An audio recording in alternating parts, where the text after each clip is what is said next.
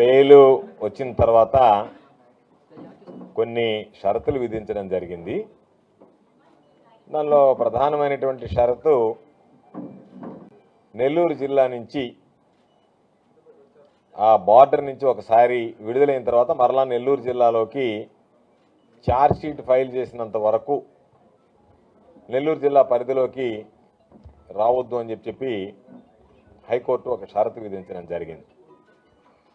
అయితే మరలా గౌరవ ఉన్నత న్యాయస్థానాన్ని ఆదివారం నాడు ఇన్వెస్టిగేషన్ ఆఫీసర్గా ఉన్నటువంటి అధికారి పోలీస్ అధికారి కార్యాలయం దగ్గరికి వెళ్ళాలి కాబట్టి దానిలో భాగంగా 10 నుంచి 5 లోపల మధ్యలో ఎప్పుడైనా హాజరు కావాలనేటువంటి నిబంధన ఉంది కాబట్టి ఇవి రెండు కాంట్రడిక్టరీగా ఉన్నాయి. వీటితో పాటు నా మీద దాదాపుగా 14 కేసులు కూటమి ప్రభుత్వం వచ్చిన తర్వాత ఈ 14 నెలల కాలంలో 14 కేసులు ఆవరేజ్ నెలకు ఒక కేసు నమోదైంది. ఇప్పటికి ఏమవుతాయో తెలియదు. కాబట్టి ఈ నేపథ్యంలో దాదాపుగా 14 కేసులు నమోదయ్యాయి. వాటికి సంబంధించినటువంటి దాంట్లో ఏదన్నా విచారణకి అవసరం అనుకుంటే మరలా ఇబ్బందులు అవుతుంది అని చెప్పి ఉన్నత న్యాయస్థానం దృష్టికి తీసుకువెళ్ళినందువల్ల వాళ్ళు దానికి సడలింపునిస్తూ ఏదైతే ఉన్నత న్యాయస్థానం షరతు విధించిందో దానిని తాత్కాలికంగా నిలిపివేస్తూ 29వ తేదీ హీరింగ్ ఇవ్వడం జరిగింది.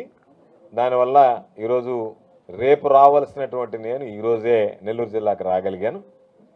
మొన్న విడుదలైన రోజు పాపం పెద్ద ఎత్తున జిల్లా ప్రజలు కానీ నియోజకవర్గ ప్రజలు కానీ చేసి నాకు ఆశీస్సులు అందించడం జరిగింది. ఈరోజు మరలా నెల్లూరు వస్తున్నాను అన్నటువంటి విషయం తెలిసి భారీగా తరలి వచ్చి ఈరోజు నాకు ఆశీస్సులు అందించినటువంటి ప్రతి ఒక్కరికి పేరు పేరున హృదయపూర్వకమైనటువంటి ధన్యవాదాలు తెలియజేసుకుంటున్నాను. గతంలో చెప్పినటువంటి విధంగా నా ఆస్తి సాధారణంగా ప్రజలు సంపాదించుకునేటువంటి ఆస్తిపాస్తి లేదంటే వాళ్ళకున్నటువంటి విలువ, నాకున్నటువంటి నా ఆస్తి విలువ సర్వేపల్లి నెల్లూరు జిల్లా ప్రజల ప్రేమ అభిమానం అని చెప్పి సందర్భంగా తెలియజేస్తూ ఎవరు ఎన్ని రకాలైనటువంటి ఇబ్బందులు పెట్టేటువంటి ప్రయత్నం చేసినా, ఎవరు ఎన్ని రకాలైనటువంటి కేసులు నమోదు చేయాలనేటువంటి ప్రయత్నం చేసినా నాకు నా కుటుంబ సభ్యులకి అండగా నిలిచినటువంటి జిల్లా ప్రజానీకానికి సర్వేపల్లి ప్రజానీకానికి వీటన్నిటితో పాటు మరీ ముఖ్యంగా కష్టకాలంలో అటు కుటుంబం కానీ నియోజకవర్గానికి సంబంధించినటువంటి కార్యకర్తలు, జిల్లాకు సంబంధించినటువంటి వైఎస్ఆర్ కాంగ్రెస్ పార్టీకి సంబంధించినటువంటి కార్యకర్తలు నైరాశ్యంలో ఉన్నటువంటి పరిస్థితుల్లో మా నాయకుడు జగన్మోహన్ రెడ్డి గారు ఈ ప్రభుత్వం పోలీసులు ఎన్ని రకాలైనటువంటి ఇబ్బందులు పెట్టినా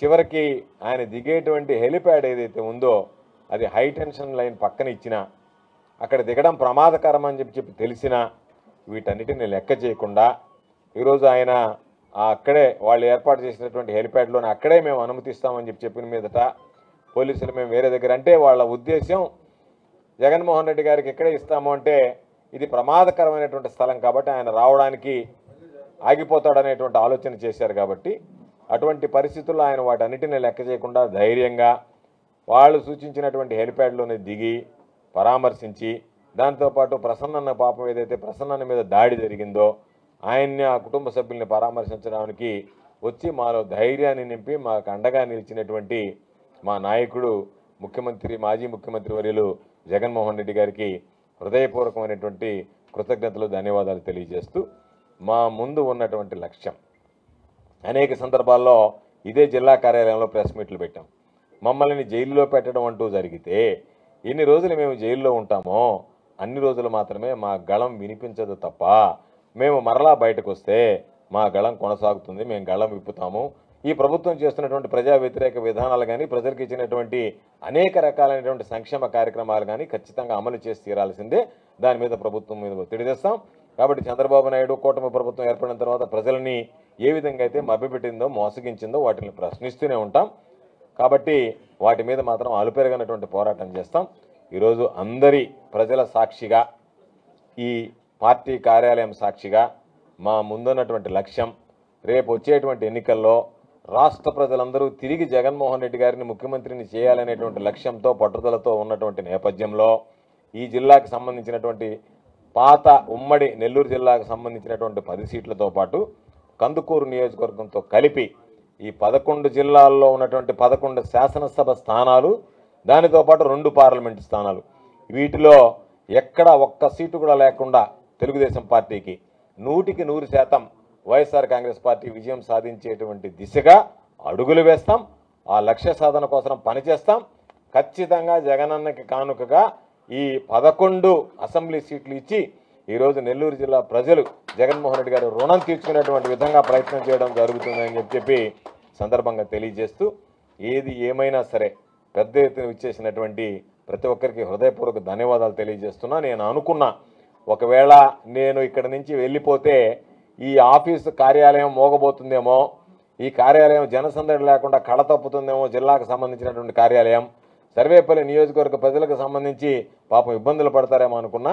అటువంటి కష్టకాలంలో నా బిడ్డ పూజితమ్మ అందరికీ అండగా నిలిచి ధైర్యం చెప్పడం, ధైర్యంగా నిలవడం, అన్నిటితో పాటు పార్టీకి సంబంధించినటువంటి ప్రతి కార్యక్రమం ఎక్కడా కూడా ఈ రాష్ట్రంలో ఎక్కడా కూడా ఆగిపోకుండా సర్వేపల్లి నియోజకవర్గానికి సంబంధించి మిగతా నియోజకవర్గాల కన్నా మిన్నగా ఈరోజు సర్వేపల్లి నియోజకవర్గంలో అనేక రకాలైనటువంటి కార్యక్రమాలు చేయడం, ఆమెకు మద్దతుగా సర్వేపల్లిలో ఏ కార్యక్రమం తలపెట్టినా వైఎస్ఆర్ కాంగ్రెస్ పార్టీ స్థానికంగా ఉండేటువంటి నాయకులు, కార్యకర్తలు ఈరోజు ముందుకొచ్చి ఆ కార్యక్రమాలు జయప్రదం చేయడం.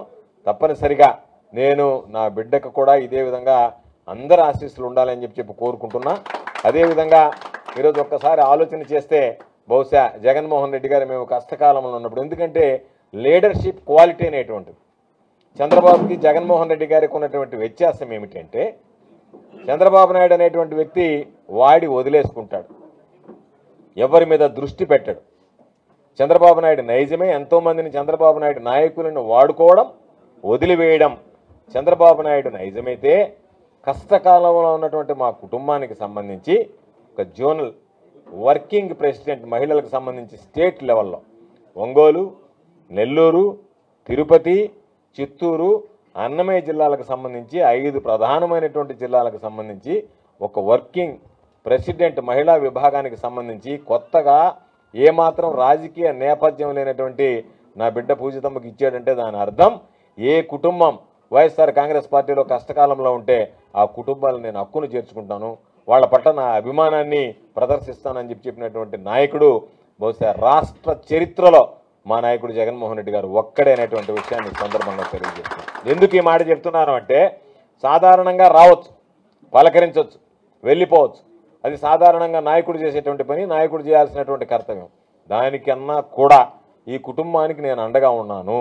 ఏ కుటుంబాన్ని అయితే మీరు ఇబ్బందులు పాలు చేయాలనుకుంటున్నారో ఆ కుటుంబాలకు నేను అండగా నిలుస్తాను తప్ప వాటిని విస్మరించను అని చెప్పి ఈ కూటమి ప్రభుత్వాన్ని హెచ్చరించేటువంటి విధంగా, వాళ్ళకి చెంపపెట్టు కలిగించేటువంటి విధంగా ఈరోజు ఆయన ప్రవర్తన ఈరోజు మనం చూసాం.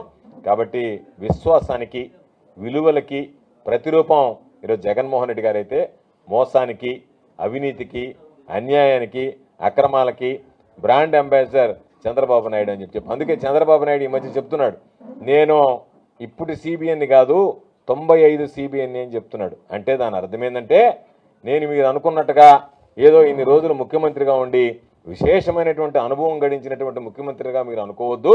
ఏదైతే 95లో రామారావుకు వెన్నుపోటు పొడిచి నేను ముఖ్యమంత్రిని అయ్యానో అదేవిధంగా ప్రజలకు వెన్నుపోటు పొడిచేటువంటి ముఖ్యమంత్రిని, కాబట్టి 95 సిబిఎన్ అని చెప్తున్నాడు తప్ప 2000 ఇన్ని సంవత్సరాల నా అనుభవంతో నేను చేస్తున్నానని చెప్పలేకపోతున్నాడు. చంద్రబాబు నాయుడు నోటుకుండానే రామారావుకు వెన్నుపోటు పొడిచా కాబట్టి నేను 95 సిబిఎన్ అని చెప్పుకునేటువంటి పరిస్థితి. కాబట్టి ఈరోజు ప్రజలకి వెన్నుపోటు పొడుస్తానన్నట్టుగా ప్రవర్తిస్తున్నాడు.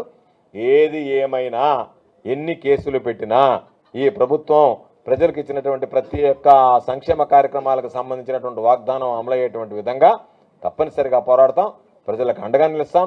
వైఎస్ఆర్ కాంగ్రెస్ పార్టీ శ్రేణులకి, కార్యకర్తలకి 2029 ఎన్నికల్లో మరలా జగనన్న చెప్పినట్టుగా జగన్ 2.0లో నాయకులు, కార్యకర్తలకు సంబంధించి మా భుజాల మీద ఎత్తుకుని మోయడానికి సిద్ధపడతామని చెప్పి సందర్భంగా తెలియజేస్తూ, మీడియా మిత్రులు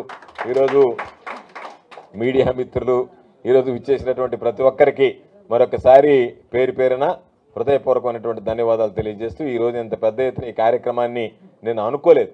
సాధారణంగా నిన్న సాయంకాలం వచ్చింది, ఈరోజు వెళ్ళిపోదాంలే అని అనుకుంటే హడావిడిగా ఉన్నటువంటి కార్యక్రమంలో చాలామంది పాపం నిన్న మొన్న నేను ఉన్నప్పుడు అక్కడ ఉన్నటువంటి కార్యాలయానికి వచ్చారు. ఇంత దూరం దాదాపుగా 4 గంటల ప్రయాణం చేసి రావడం జరిగింది. ఈరోజు నిద్ర లేచి వచ్చేంత వరకు జనం పాపం నెల్లూరు జిల్లా నుంచి ప్రత్యేకించి సర్వేపల్లి నియోజకవర్గం నుంచి జనం వస్తూనే ఉన్నారు.